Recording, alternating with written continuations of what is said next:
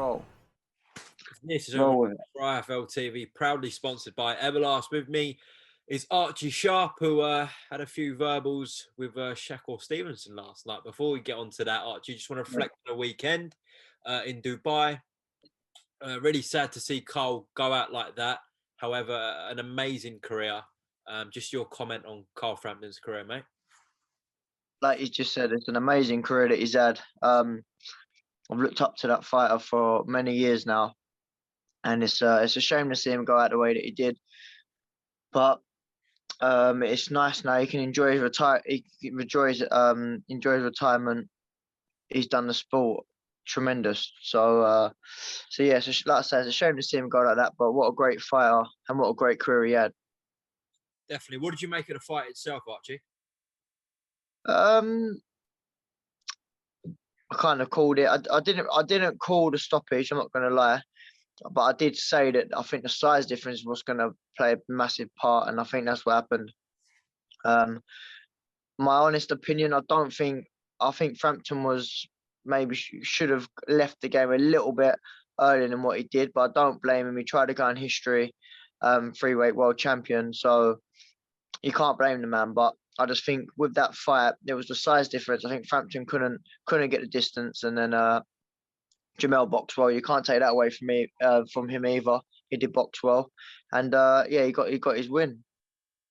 So yeah, I asked Jamel Herring straight after the fight, what is it you want next? He talked about a fight with essentially Oscar Valdez, unifying in that division. You know, the Shakur Stevenson fight got mentioned, who is the mandatory for that title. But I think it looks like from Team Herring, they will move up to lightweight, which leaves the title vacant. Now, you are very highly ranked with the WBO. You were fourth before Saturday night, but now he's taken Carl Frampton out of the equation. I believe you're number 3 with the WBO. So if that title is vacant, Shakur Stevenson will box for it against number 2. And you're really approaching that title shot, Archie. So hopefully, for your sake, Jamel does vacate that, and then possibly a fight with you and Shakur Stevenson down the line. Yeah, that'd be nice. That'd be nice. Like you say, we've had a few little back and forths on Twitter now. He seems very confident. He wasn't too impressed with my last performance, which myself wasn't either. So even more so for him to take the fight, in my personal opinion, if he's that confident and it's that straightforward, he should take the fight. Obviously, I saw a post from yourself in his mentions, and then he quote tweeted it saying, "Who are you?" with a laughing face, and then kind of said, "You're out your mind for even talking about me." Do you have any response to Shakur Stevenson? Yeah, he's a fool. I don't know what he means by I'm out of my mind. At the end of the day, listen, you can't base my career on one performance or the last couple of performances. But you know me, Umar. I'm not making excuses. It is what it is. But I'm in a very good place now, and these are the big fights that I want, and I do believe I'm the man who beat Shakur Stevenson. Okay, a lot of people will look at this and say, "What is Archie talking about?" Where does that confidence come from, Archie? I've been in the game for a very long time. I boxed at high levels for years now, and I know I never made it to Olympics, but a lot of things that went through my career was down to personal myself being a bit of a fool really when it comes to the big fights. But look, listen, as an amateur, all the top boys, the McCormicks who were going in the Olympics, I beat them. Callum French, I beat top fighters in the amateur games. You know what I mean? They're making big noises in the amateurs at the minute, the McCormick brothers. And I believe in my ability, and I know I can beat these fighters. You see what it is with me? I need to be put in the ring with these fighters to show my best side.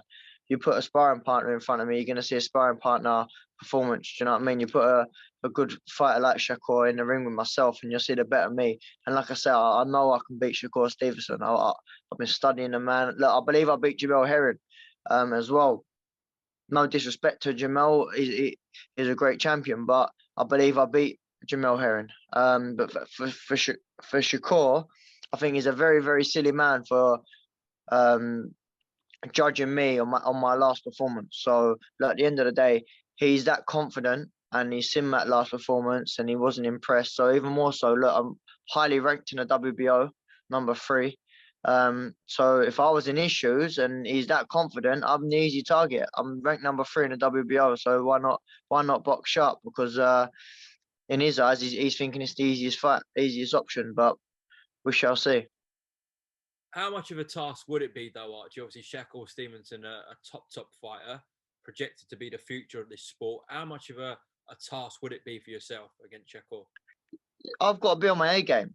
Got to be on my A game. But the thing is like I say, I keep repeating myself about my amateur pedigree, but when I was fighting the best, I was beating the best all year round. I was beating them all the time. Um, and this is my chance now. Look, I'm 26 next week. I'm feeling unbelievable. I've grown into the weight very well. I'm under new training with Al Smith and the team. I'm surrounded by great young prospects coming through who have also done big things in the amateur game. And so I'm surrounded by good people. I'm in the best place I've been in my whole career. So if I was doing that and even winning fights on 70%, getting through and winning fights on 70%, what am I going to do when I'm running on 100%? Okay, okay. I saw you sparring Dennis today. Is that correct at the I box? Yeah, me and Dennis done a few rounds today. So I'm back now, obviously out of my injury. So it's my first spar back after 12 weeks, and everything's good. So we're flying now, onwards and upwards, and hopefully I'll be out at the end of May. All right, I was just going to ask you that. So your return is being targeted for the end of May. What kind of Yeah. opponent do you think you're going to box? Because you have got this high ranking. Yeah, so I'm going to keep the WBO active. I'm going to defend my belt again. Hopefully, add another belt onto the collection. I'm keeping active in the WBO, ready for these big fights. I'm waiting for Shakur. He knows I'm on his radar now.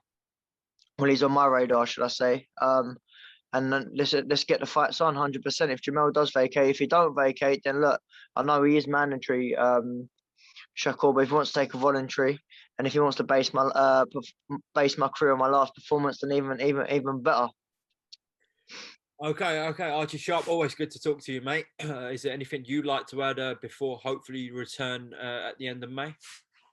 Just stay tuned because you're gonna see the best performance in my career so far, 100% in May. All right, Archie Sharp, thank you very much for talking to IFL TV. Best of luck for your camp for the end of May, and we'll talk soon. All right, champ? Yeah, lovely. Thanks very much. Cheers. Thank you.